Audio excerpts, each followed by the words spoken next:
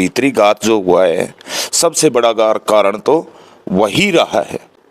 5 साल में 4 साल 10 महीने वो नहीं आते, चुनाव के वक्त आते हैं और ये लालसा दिलाते हैं इस बार मैं सीएम बनूंगा। पता है मैडम किरण चौधरी का कितना सहयोग रहा है लोहारू और बाडडा में उन कांग्रेसी उम्मीदवारों का समर्थन करने में। अब दोनों कांग्रेस और भाजपा मिलकर चुनाव लड़ रहे थे तोशाम में। ये गद्दारी की है कि किसान की गर्दन के ऊपर पैर रख करके ये जो मतदान हुआ है। अर्थ सुरती चौधरी 37,000 तारी थी, हाँ, और रावदान सिंह जी 8,000 तारे हैं, हाँ, तो 30,000 कांग्रेस के बढ़े हैं, तो भीतर का की तो है। फिर इस राजनीति को कबूल नहीं कर रही तोशाम की जनता और आगे चलकर नकारेगी, धिक्कारेगी। इसमें मैं मानता हूं चौधरी धर्मवीर सिंह को भी कोई ना कोई महत्व मिलेगा। क्या कर रहे हैं आज ये इतनी संकीर्ण और उस राजनीति पे आगे तू मुझे जिता मैं तुझे जिताऊं। अगर उनके मन में ये है कि मैं राजनीति तो मैं कर रहा हूं और करता रहूंगा।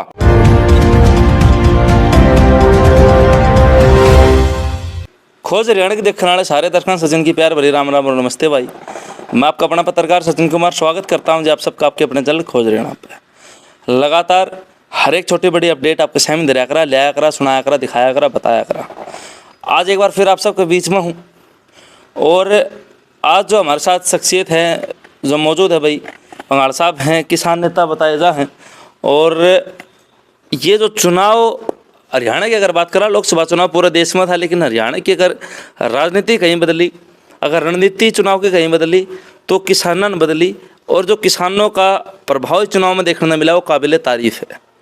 जिस बात के ऊपर किसान अड़िग थे कि इस बार सत्ता परिवर्तन चाह वो कड़े न कड़े देखने को मिला। हरियाणा में 10 लोकसभा सीटा मत हैं, 5 कांग्रेस की झोली में गई और 5 भाजपा की झोली में आई हैं। अब विधानसभा चुनाव भी तकरीबन मैं बताऊं भाई 6 महीने भीतर हो जाएंगे, क्योंकि अल्पमत की सरकार बताई जा है भाजपा की, 43 विधायक बताए जा हैं। अब क्या होगा क्या नहीं वो समय के गर्म में है, लेकिन जो हमारे साथ हैं तब बुझ जाएंगे कि अपने हल्का की बात कर ले, अपने जिला की बात कर ले। और जो लोकसभा सीट और सीट बन रही थी पिहानी मंदरगढ़ की, उसमें के कुछ कांड रहे कि वो भाजपा जोड़े में पड़ी, क्योंकि जो आप ये वीडियो देखना रहे थे, जो आप ये जिक्र सुना थे, अलग अलग हल्किया था जो बात सुनना रहे थे कि भाजपा प्रत्याशी चौधरी धर्मवीर सिंह का खासा विरोध है। ये उनके गोते भी हैं और गोते से तो पहले हुआ कर, लेकिन नो भी देखने में मिला कि जो 5-6 गांव हमारे पड़ोस में हैं जो पंगाड़ा के गांव बताए जा हैं, उनमें भी खासा विरोध चौधरी धर्मवीर सिंह का हुआ। लेकिन आखिरकार 40,000 तक जीत हुई। नमस्कार पंगाड़ साहब। राम राम भाई, राम राम। ठीक ठाक हो? हाँ जमा बढ़िया भाई। तो ये जो अपनी वोट सीट थी बिहानी मंदरगढ़ वाली, या सारे हरियाणा की नजर इस सीट के ऊपर थी, आखिर में या बीजेपी की झोली में चली गई जी। ये कारण रहा, क्या लगा आपने? इसके एक बहुत कई कारण रहे वैसे तो, लेकिन जो वर्तमान राजनीति है पिछले लगभग मानो 1-2 दशक से, वो जो गंदी प्रवृत्ति की राजनीति, कुटिलता भरी राजनीति, एक दूसरे को आपस में बांटने वाली राजनीति, जातिवादी राजनीति, धर्मवादी राजनीति, वो राजनीति जो आपस में जहर भरती है, एक तो वो राजनीति इसमें सबसे बड़ा कारक रही।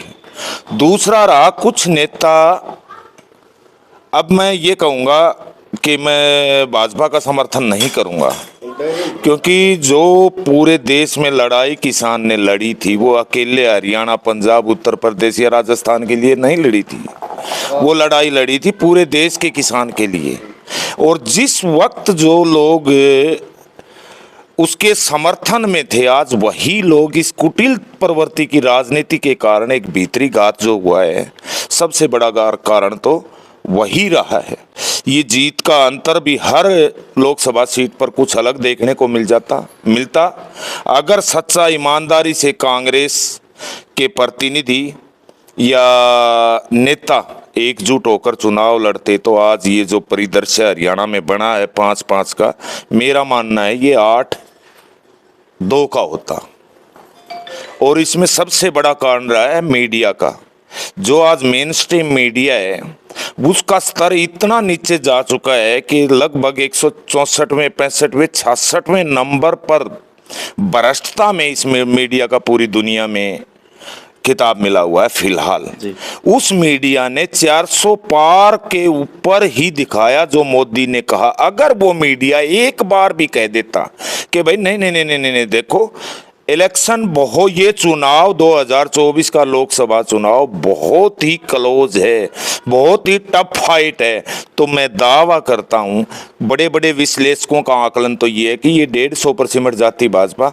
मैं कहता हूं कि इनकी 100 पार भी नहीं होती। तो इसमें जातियों का फैक्टर भी रहा। अगर यहीं देखोगे आप भिवानी महेंद्रगढ़ में, इसमें कुटिल राजनीति का भी फैक्टर रहा, इसमें मीडिया का भी फैक्टर रहा, और जो जहरीली राजनीति करने वाले लोग नेता थे वो अपने मकसद में कहीं ना कहीं कामयाब हो गए। पंगार साहब, आप राजनीति में जातिवाद का फैक्टर बताना रहे हो, लेकिन जो मन ने देखने मिला और जो जनता ने देखने मिला कि जो जाट बेल्ट के 5 हल्के बताए जा हैं उसमें रावदान सिंह जीत के निकले हैं, और जो अहिरवाल क्षेत्र बताया जा उसमें चौधरी धर्मवीर सिंह जीत के निकले हैं। तो जातिवाद और क्षेत्रवाद तो मेरे ख्याल से अपने सीट पर तो कितने मंत्र दिखाई नहीं दिया। एक तरह की दूसरी राजनीति स्थापित हो चुकी है भाई। मैं इसको 2 भाग में बांटता हूँ, फिर मैं जाट के बारे में बात करूंगा, याद दिला देना। अब देखो, जब से ये राजनीति जिसकी शुरुआत हुई है, कांग्रेस कमजोर नहीं थी। देश आजाद हुआ था 1947 में, क्या था हमारे पास? कौन लोग थे जिन्होंने पूरे देश में नहरों का जाल बिछाया, संसाधनों के अभाव में भी सड़कों का जाल बिछाया, बिजली का जाल बिछाया, इतने बड़े बड़े डैम बनवाए, रेलवे का जाल बिछाया, इसका हवाई जहाज का जाल बिछाया, क्या नहीं किया। हर गांव में स्कूल किसने बनवाए, कॉलेज किसने बनवाए, एम्स किसने बनवाए, यूनिवर्सिटी किसने, इन्होंने क्या किया?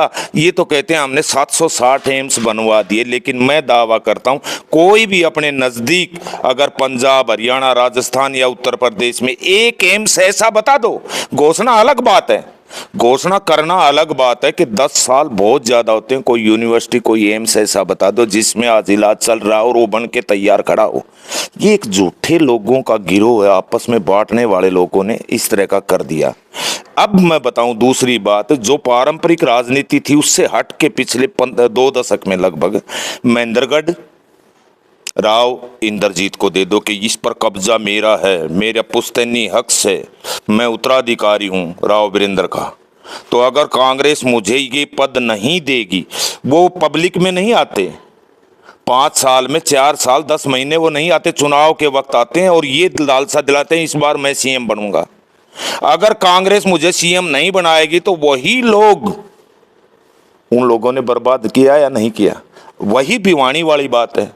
भिवानी में मैं खुल के कह रहा हूं, कांग्रेस को कमजोर किया गया है पिछले 10-15 साल में, या ऊपर उठाया गया है।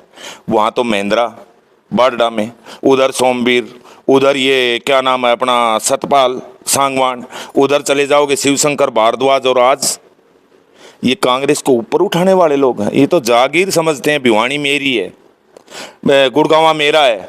उधर कुलदीप बिश्नोई ने क्या किया? अगर इनको मुख्यमंत्री तो बनाओगे तो ये कांग्रेस के हितार्थ रहेंगे, अगर इनको नहीं बनाओगे तो ये भीतरी घात करेंगे, चाहे कैथर लगा लो, कहीं भी लगा लो। ऐसे नेताओं की कांग्रेस खराब नहीं थी जहां तक हम महसूस कर रहे हैं, लेकिन ऐसे जो 3-3, 4-4 पीढ़ी से एक छत्रप है ना, हाँ हाँ, तो शाम का भी हो चाहे कहीं का भी हो, राहुल गांधी सिर्फ 2 टी-शर्ट में पूरे देश को 2 बार नाप के आ गया, 2 शहादत दिए, 2 प्रधानमंत्री। उनको हम गलत कैसे ठहरा सकते हैं? इस देश की समृद्धि के लिए, इस देश की एकता के लिए, इस देश की अखंडता के लिए उन लोगों ने क्या बलिदान नहीं दिए।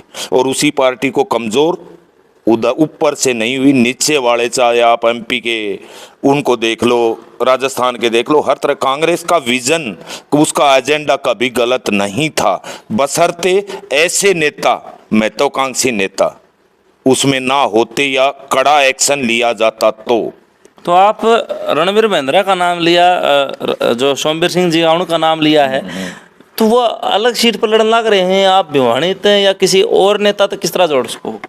कौन भाई? रणवीर महेंद्रा आ रहे हैं तो वो खुद फाइट कर रहे थे, वो खुद टिकट लेके खड़े थे, और कोई किस तरह रास्ता? ये बात मैंने आज की नहीं कही है। अगर आप एक लकीर खींचोगे तो उसका अनुसरण होगा। जैसे किसान हूं, मैं जानता हूं, जिसने बोला कि अड़ाई गाली, टेढ़ी गाली तो टेढ़े मोड़े लागेंगे, सीधी गाली तो सीधे मोड़े लागेंगे। मानो है ना, ये पूरा भिवानी हल्का जानता है मैडम किरण चौधरी का कितना सहयोग रहा है लोहारू और बाडडा में उन कांग्रेसी उम्मीदवारों का समर्थन करने में, चाहे वो दादरी वाला हो चाहे वो भिवानी वाला हो। ये हकीकत है, मैं जानता हूं। ये वीडियो देखकर कोई मेरे को कुछ बोलेगा, वो उनका काम है। जो भक्ति में लीन होते हैं नेताओं के, मैं उनमें से नहीं हूं भाई। तो रही दूसरी बात, आपने जिक्र किया कि जातिवाद, ठीक बात है। अब मैं दो बात बताऊं आपको कि जाटों ने तो वोट उसके दिए। जब मुसलमान भाइयों का मेवात को मणिपुर बनाने की कोशिश की जा रही थी, वो तो विधर्मी थे, सही मायने में मुसलमान थे, हिंदू नहीं थे। फिर भी कौन जा करके खड़ा हुआ? अनिल विज और मुख्यमंत्री मनोहर लाल खट्टर के बयान देखे थे।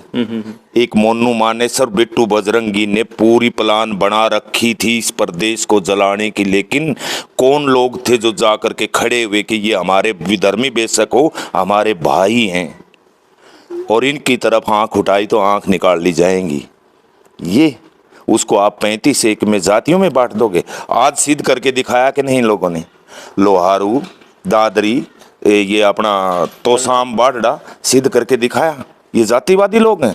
पिछले इससे 2019 के चुनाव में जो 5-4 उम्मीदवार थे, कैप्टन अभिमन्यु था, प्रेमलता थी, ये अपना बराड़ा था और धनखड़ था, चारों को कोई कर सकता है ये काम कि गलत कोई भी होगा उसको सजा मिलेगी? चारों को हराया या नहीं हराया? इसको जातिवादी कह सकते हो आप? किसान आंदोलन लड़ने के लिए कौन निकला था देश में? पूरे देश की भलाई के लिए, लेकिन इनको आप जातिवादी कह सकते हो? आज सत्यपाल मलिक ने आवाज उठाई कि पुलवामा की सच्चाई देश के सामने आनी चाहिए, जबकि आप एक 2-2 करोड़ के घपलों के लिए 2-2 सीएम ने अरेस्ट कर सकते हो। तो खुद अपनी भी बता दो कि वो आरडीएक्स 300 किलो आरडीएक्स कहाँ से आया, कौन लाया, किसका प्लान था, गाड़ी का रंग काला था, पीला था, धोला था? क्यों नहीं सवाल करने की सरकार से हिम्मत पैदा की कि नहीं? रेसलर बच्चियां थी, कौन थी वो? एक बिल्कुल निराधार ऐसा आदमी जिसका इतिहास जो खुद कहता हो कि हाँ मैंने खून किया था, उसकी आवाज उठाई कौन लोग थे? कब जातिवाद किया है? ये तो जहां पर यहाँ पर इसे जाटों के विपक्ष में खड़े कर दो 35 को। आप यूपी बिहार में जाओगे, यादवों की संख्या है, इनके विरोध में खड़े कर दो। ज्यादातर जमीनें भूपति भोपाल बोलते हैं, इनकी नफरत पैदा कर दो इनके भी। महाराष्ट्र में जाओगे, मराठों के प्रति कर दो। आप छत्तीसगढ़ और गुजरात, ये एमपी में जाओगे, यहाँ बघेल पटेलों के प्रति कर दो। वो आप पंजाब में जाओगे, अब वहाँ सिखों के प्रति कर दो। ये कैसी राजनीति कर रहे हैं ये लोग? आज किसान की दशा क्या है? लेकिन इन लोगों ने जो दिल्ली के आसपास की जो कोई भी है, हमारा भाईचारा बढ़िया था हरियाणा का, आज आपने देखा होगा और आप सुन रहे हो, दर्शक भी सुन रहे, कभी देखा है हरियाणा का मजदूर बिहार में, महाराष्ट्र में कहीं मजदूरी करने गया हो? कारण क्या था? कि इसका भाईचारा था। सबसे बढ़िया इसमें आपसी समरसता थी, एक दूसरे के प्रति सद्भाव था इन लोगों में, वो जहर नहीं था। लेकिन अब पिछले 1-2 दशक से ऐसी गंदी राजनीति की स्थापना हुई है कि आपस में बांट दिया इन पापियों ने सब कुछ। भंगार साहब, कुछ जो लाल झंडा जो आपका है, मैं आपकी नहीं कह रहा, हाँ। मैं उन लोगों को कह रहा हूँ कि जो किसानों का प्रतिनिधित्व करते हैं, हाँ। जो कहते हैं कि भाई हम किसानों के मसीहा हैं, हम किसानों की आवाज उठाते हैं, उनमें तो भी कई भाई से थे, मैंने खुद ने देखा है, जो किसी के कहने थे, जिस तरह आप नाम लेने ला रहे हो कि उनका कहने थे जो है वोट दूसरी पार्टी का या भाजपा का, सीधा तौर पर कहूँ तो भाजपा का ही वोट गिरा है, तो वह किसान कितने फिर? ये सही बात है। जिस भी आदमी की थोड़ी सी वैल्यू बढ़ जाती है ना, आपने बहुत अच्छी बात कही। आज गुरनाम चढ़ूनी ने क्या किया? पिछले चुनाव में जो राज्यपाल जी ने, इन्होंने चुनाव लड़ के देखा है ना। यही तो दुर्भाग्य है इस देश का कि थोड़ी सी अगर मेरी भी पहुंच कहीं बन गई, किसी नेता मंत्री के साथ 2 बात हो गई, तो मैं भूल जाऊंगा मैं किसान था, मैं ये भूल जाऊंगा कि मेरा भाई मेरी तरह ही रेंग रहा है, मेरा काम बनना चाहिए। ऐसे लोग जो नेतृत्व करते हैं ना, उनसे गद्दार तो कोई हो ही नहीं सकता। अगर आप सच्चे मन से कर रहे हो, अगर सच्चे मन से आवाज उठाओगे, तो लोग एक्सेप्ट करेंगे और बात मानेंगे भी और बाहर निकल के भी आएंगे, बशर्ते आप निस्वार्थ भाव से उस चीज की सेवा करो। तो इस लोकसभा चुनाव में कारण किसने मानो आप? जनता ने वोट नहीं दिया, नेताओं ने वोट पड़ने नहीं दिए कांग्रेस की जोड़ी में? ये तो नहीं कह सकते हम। हमारे यहाँ तो आपके सामने है, कहीं से 24,000 की लीड है, कहीं से 17,000 की है, कहीं से 12-13,000 की। और जब दोनों कांग्रेस और भाजपा मिलकर चुनाव लड़ रहे थे तो सामने, मेरे भाई आप अंदाजा लगा लो, अगर मान लो 8,100 कुछ क्या ही तो फर्क रहा, तो मतदाता कहाँ है? वो भूला नहीं है किसान आंदोलन को। और आज जिन लोगों ने ऐसी गद्दारी की है, ये गद्दारी की है कि किसान की गर्दन के ऊपर पैर रख करके ये जो मतदान हुआ है, और वो मतदान उसी नरेंद्र मोदी के पक्ष में गया है जिसने किसानों की दुर्दशा 13 महीने बैठाए रखे थे। और लास्ट में आखिर में कहा था उसने कि मैं वापस लेता हूं, मेरी तपस्या में कमी रह गई। तो फिर क्यों कितने किसान शहीद हुए? हर रोज 2 लाश हरियाणा के गांव में आया करती थी। लेकिन एक बात बताओ, अगर आप ये समझ रहे हो, आप इल्जाम लगा रहे हो तो वो बेबुनियाद, मैं बेबुनियाद मत हूं, क्योंकि इस बात का सबूत क्या है कि साथ मिलकर आप कांग्रेस का नाम लेने, कांग्रेस बीजेपी इकट्ठी चुनाव लड़ी इस चुनाव में। सबूत तो किसी बात का भी नहीं होता मेरे भाई। सबूत महसूस किए जाते हैं, सबूत देखे जाते हैं। कितने सबूत दोगे? जब बात इन्वेस्टिगेशन की आएगी तो इतने सबूतों के पूछो मत। अब जब मतदाता जाग जाता है ना, मैंने क्या कहा आपको, मात्र 8,000, तो फिर तू मुझे जीता, मैं तुझे जिताऊं, दोनों मिलकर के मात्र 8,000 का फैसला। कौन था रावदान सिंह? कौन जानता था इसको? कोई जाटों की जाति का हो, गोत्र का हो, क्षेत्र का हो, फिर भी लोगों का कहाँ कितना मतदान हुआ तो सामने ये भावना नहीं है लोगों की। कितने वोट मिले उसको? किसको वोट मिला है? ये कांग्रेस के मैनिफेस्टो को वोट मिला है, ये राहुल के संघर्ष को वोट मिला है, ये उन लोगों को वोट के ये लोग लेके आए। ये C2+50 भी अपने घोषणा पत्र में लेके आए, ये कर्जा माफी भी लेके आए, ये आयात निर्यात की जो किसान के उत्पाद हैं वो नीतियां भी लेकर के आए, ये बहुत कई चीजें लेकर के आए ये लोग। और ये MSP की गारंटी भी लेकर के आए। ये दलित, शोषित महिला, कौन सा वर्ग अनछुआ छोड़ा इन लोगों ने?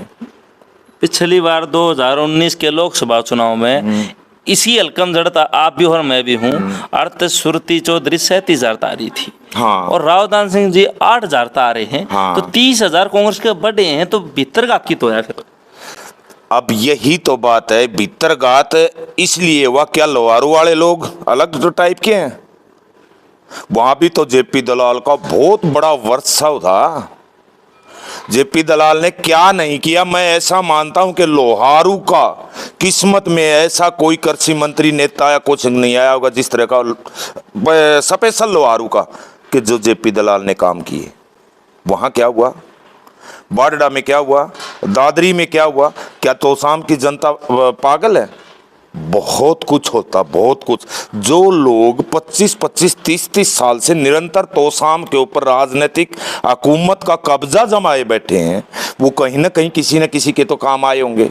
कहीं थाने में फ़ोन किया होगा, छोटा मोटा किसी को रोज़गार दिलवाया होगा, और छोटे मोटे काम किए होंगे। जब वो प्रेशर डालेंगे कि इस बार मत आपको उधर करना है, जो लगभग ये मानो 25-30 साल से तोसाम के हर घर में घुस चुके होंगे वो लोग जी, तो वो एहसान भाई मजबूरी हो गई। जैसा आप बोल रहे हो, कई लोगों ने वोट दिया, कई उनका, वो पलटना पड़ गया। सब आज़ाद नहीं होते भाई, एहसान का बदला चुकाना पड़ता है। लेकिन जो आम जनता है उसका वर्डिक्ट देखो कैसा आया, उसके नतीजे कैसे आए कि आप 37-35 हज़ार की बात कर रहे हो, वो कहाँ के रोक दी 8,000 पर। जबकि दोनों का वो था तो कहां पर ला करके रोक दी। ये किस बात के संकेत हैं कि इस राजनीति को कबूल नहीं कर रही तोसाम की जनता, और आगे चलकर नकारेगी, धिक्कारेगी, और कोई और विकल्प होगा तो उसको तलाशेगी।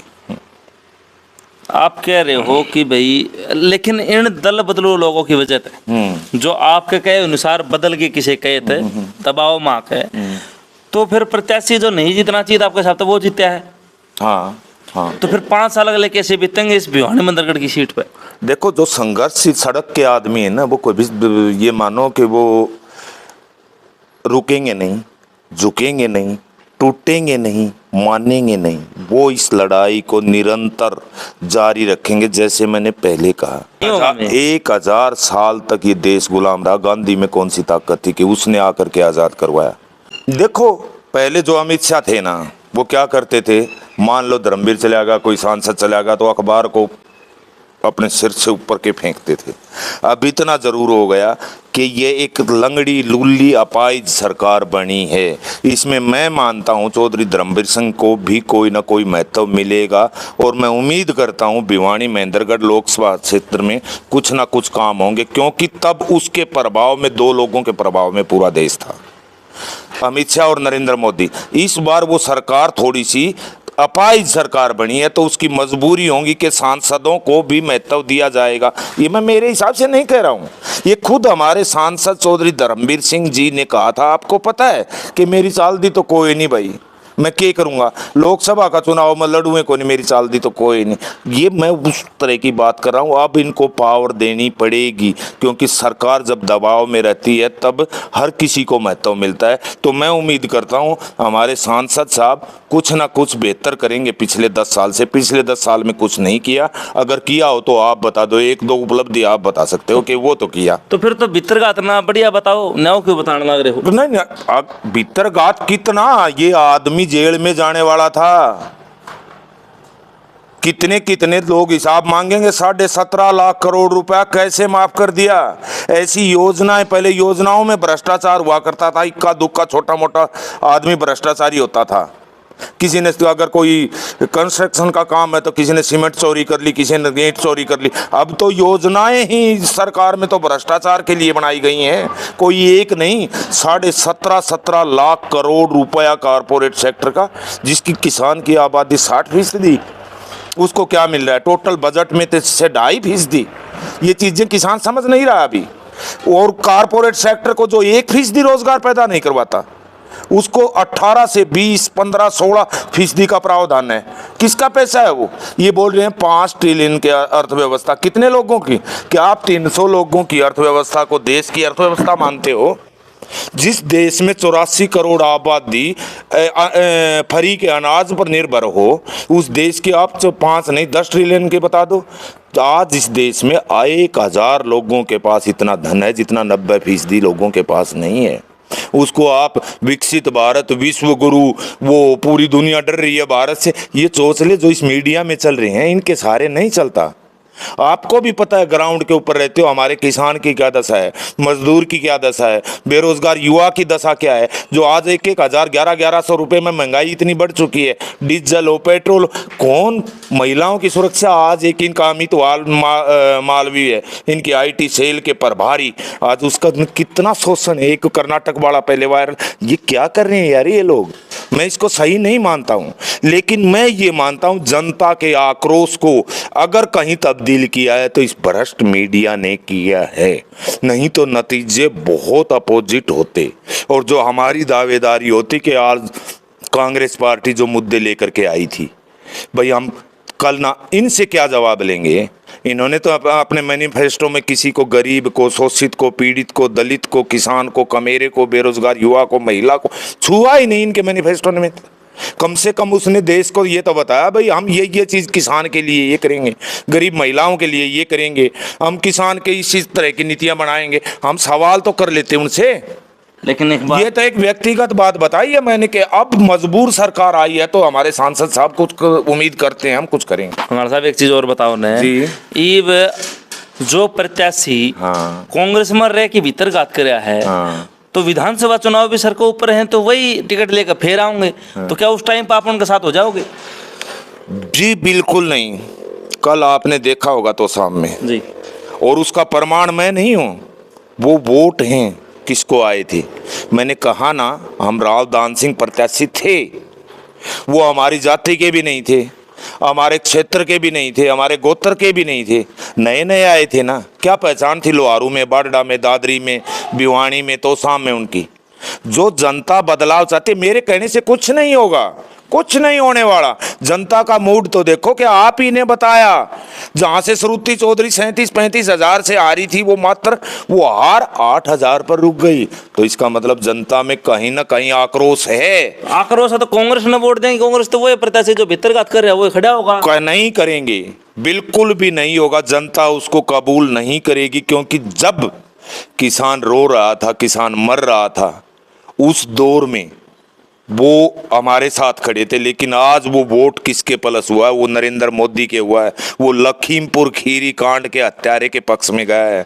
वो वोटर रेसलर बच्चियों का शोषण करने वाले उस दरिंदे के हक में गया है। वो जो किसानों के हत्यारे हैं उनके हक में गया है। वो पुलवामा के जो वो शहीद हुए थे उनके दोषियों के हक में गया है। वो वोट कहाँ से उठाओगे? वो शिक्षा बेटी जो हरियाणा में थी और सीधे सीधे एक मंत्री ने उसका बाल बांका हुआ, उनके हक में गया है। वो वोट जहां आग लगाने की कोशिश की जा रही थी मेवात में, उन देशद्रोहियों के हक में गया है वो वोट। वो पीटीआईओं का धरना हुआ, सरपंचों का मामला था, कितने मामले थे, वो वोट उनको गया है। और उनकी मदद के ऐसे नेता को मेरे हिसाब से कहीं से भी जनता मंजूर नहीं करेगी। ये मेरा व्यक्तिगत विचार है। आगे जनता का फैसला है, उसका खुद का दिमाग है, उसकी खुद की सोच है, किसको कौन अच्छा लगता है वो ही काम करेगा। लेकिन मैं तो, ये मेरे व्यक्तिगत निजी विचार हैं, मैं क्यों रहूं पीछे? संविधान ने हक दे रखा है। और को मैं आपके माध्यम से ये भी कहना चाहूँगा कि भाई कोई गाली गलौच मत करो, बदले में अच्छा सा संवाद कर लो। अगर आपको कोई नेता अच्छा लगता है, हो सकता है मेरे कहने से ना तो सांसद साहब बुरे होंगे, ना मैडम किरण चौधरी बुरे होंगे। हमने जो संघर्ष किया था लगातार 2 साल इस किसान का मेरे के लिए, उस संघर्ष के हमारी गर्दन के ऊपर पैर रखकर जो दोषी हैं, हम कोई कोर कसर नहीं छोड़ेंगे उन दोषियों के खिलाफ आवाज़ उठाने में, और आखिर तक संघर्ष करने में हम कोई कोर कसर नहीं छोड़ेंगे। मेरे ख्याल से बंगाल साहब, आपने जो बात बतानी चाहिए थी, जो समझानी चाहिए थी, हर एक पहलू आपने उठाया है। और शायद जनता समझ गई होगी, नहीं समझी होगी तो दोबारा इस वीडियो में मैं तुमको भाई दोबारा फिर देख लियो, फिर सुन लियो कि बंगाल साहब के बताना चाहें। क्योंकि ये फिलहाल कांग्रेस प्रत्याशी के खिलाफ भी ने खुला बोला है और भाजपा प्रत्याशी के खिलाफ भी, भाजपा प्रतिनिधित्व के खिलाफ भी बोला है।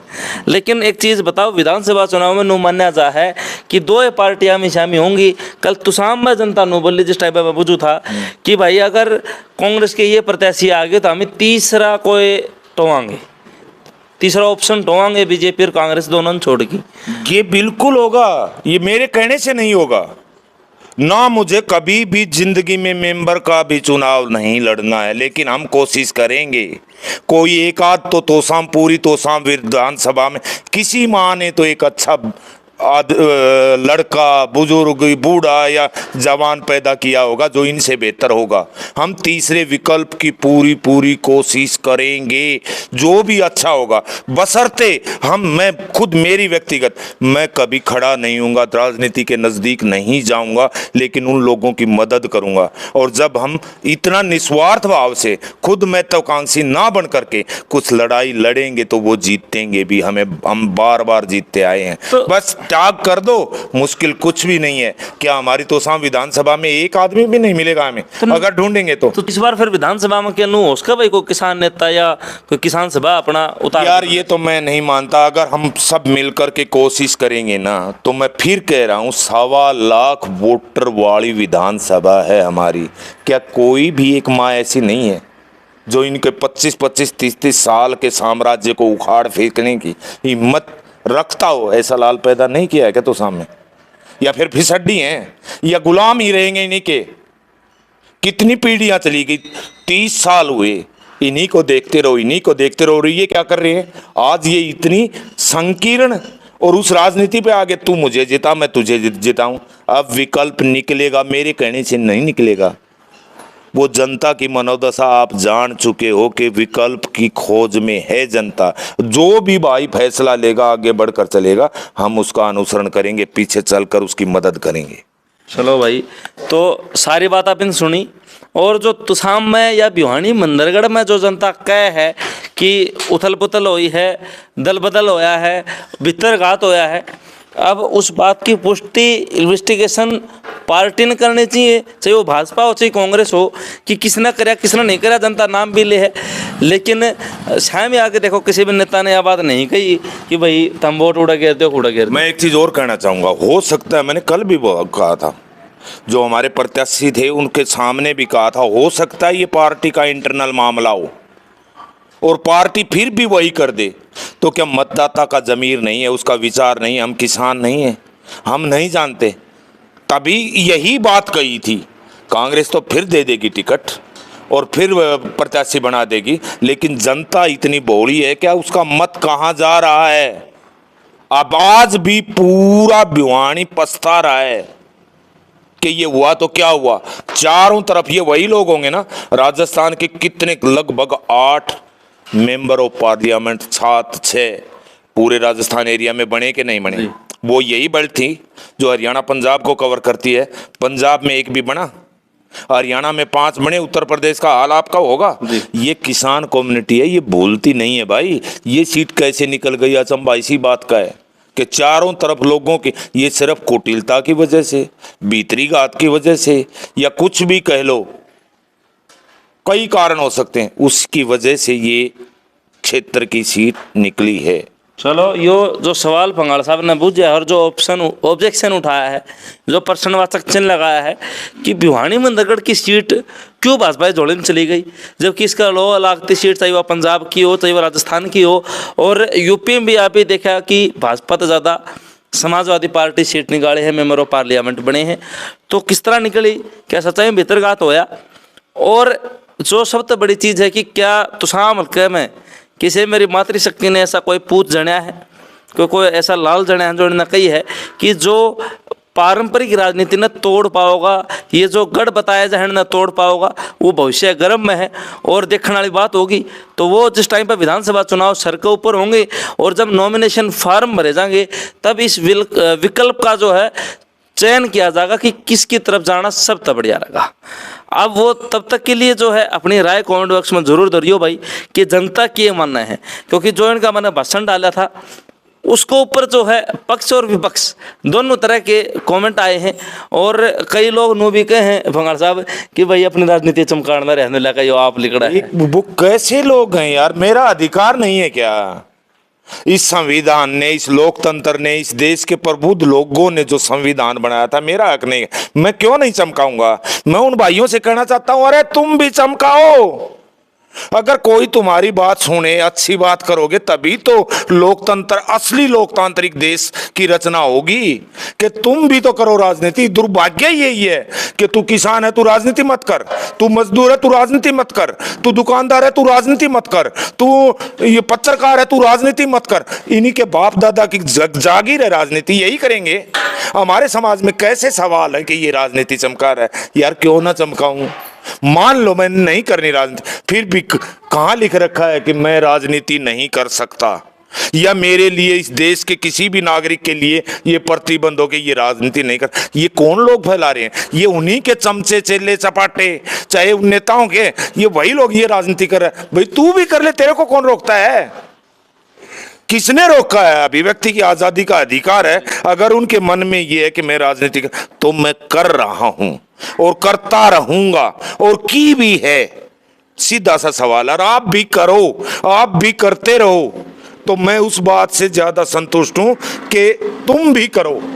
चलो, पंगाल साहब ने जो है अपने जो कमेंट आए थे उनका भी जवाब दिया है। अपने राय कमेंट बॉक्स में कर दियो, वीडियो शेयर कर दियो, चैनल सब्सक्राइब कर दियो।